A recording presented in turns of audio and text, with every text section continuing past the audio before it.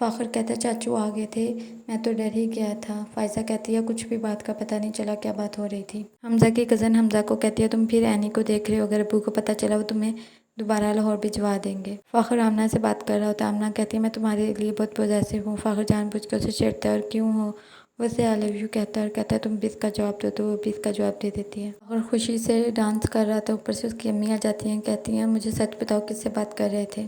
Any Faiza کو پڑھا رہی ہوتی ہے، تبھی اس کی امی آتی ہے اور فائزہ کو باہر بھجوا دیتی ہے۔ اینی کی امی اسے کہتی ہے مجھے پتہ ہے تم میری بہت اچھی بچی ہو۔ اینی کہتی ہے پہلے تو نہیں تھی، کوئی بات بنوانی ہے، بتائیں امی کیا بات ہے۔ آمنہ کی ماما اس کے اور فاخر کے میسج پڑھ لیتی ہے اس کے موبائل پر۔ اینی کی امی اسے کہتی ہے تمہارے تایا ابو کہہ رہے ہیں کہ تمہاری اور فاخر کی شادی کرنی ہے۔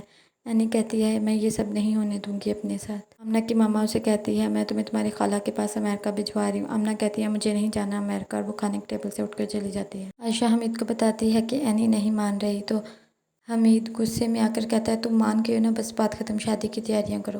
آمنہ کی ماما اسے کہتی ہے تم فاخر کو پسند کرتی ہو، وہ اچھا لڑکا ہے، لیکن میں اس کی ماما سے ملی ہوئی ہوں، وہ فیملی تمہارے قابل نہیں ہے، تو وہاں ایڈجسٹ نہیں کر سکتی۔ ابھی تمہاری عمر ہی کیا ہے، تم آگے زندگی میں بہت سے لوگوں سے ملو گی، کچھ اچھے ہوں گے کچھ برے ہوں گے، ابھی ان سب کو سیریس مت لینا۔ عائشہ سمینہ کو کہتی ہے بھابھی مجھے معاف کر دیں، لیکن سمینہ کہتی ہے جو تم نے کیا وہ میں بھول نہیں سکوں گی کبھی۔ اینی اپنی ماما کے پاس ایک آرٹیکل لے کر آتی ہے اور کہتی ہے یہ پڑھیں، اس میں کم عمر میں جو بچوں کی شادی ہوتی ہے ان کے نقصانات بتائے ہوئے ہیں۔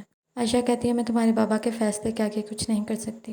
سمینہ ظہیر کو بتاتی ہے کہ فاخر کسی لڑکی کو پسند کرتے ہیں آمنہ نام کی، تو اس کا ابو کہتا ہے یہ اس کی عمر ہے عاشقی کرنے کی، تو اس کی ماں کہتی ہے اس کی عمر شادی کی ہے، بچے پیدا کرنے کی ہے، لیکن محبت کرنے کی نہیں۔ ظہیر کہتا ہے میری امی بالکل ٹھیک کہتی ہے، تم خود غرض عورت ہو، تم چاہتی ہی نہیں ہو میں اپنے بچوں کی خوشی دیکھوں۔ سمینہ کہتی ہاں میں خود غرض ہوں، آپ اپنی وجہ سے اپنے بیٹے کی زندگی برباد کر رہے ہیں اپنے ہاتھوں سے۔ یعنی فاخر کو بتاتی ہے ہمارے گھر والے پاگل ہو گئے ہیں، وہ چاہتے ہیں ہم دونوں کی شادی ہو جائے۔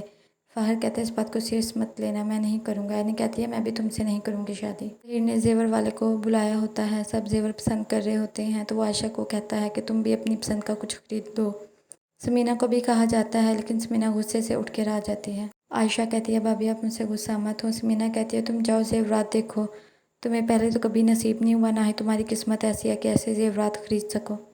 یعنی اپنی تائی امی کو کہتی ہے یہ سب ٹھیک نہیں ہے، آپ اسے روکیں، تو اس کی تائی امی کہتی ہے پہلے تو تمہاری ماں ساتھ تھی، اب تو اس نے بھی میرا ساتھ چھوڑ دیا، میں اکیلی کچھ نہیں کر سکتی۔ فاخر اپنے ابو کو کہتا ہے میں یہ شادی نہیں کر سکتا، تو اس کا ابو کہتا ہے میری زندگی موت کا کچھ پتہ نہیں ہے، تو مجھے شادی کرنا ہوگی۔ فاخر کہتا ہے نہیں کروں گا میں۔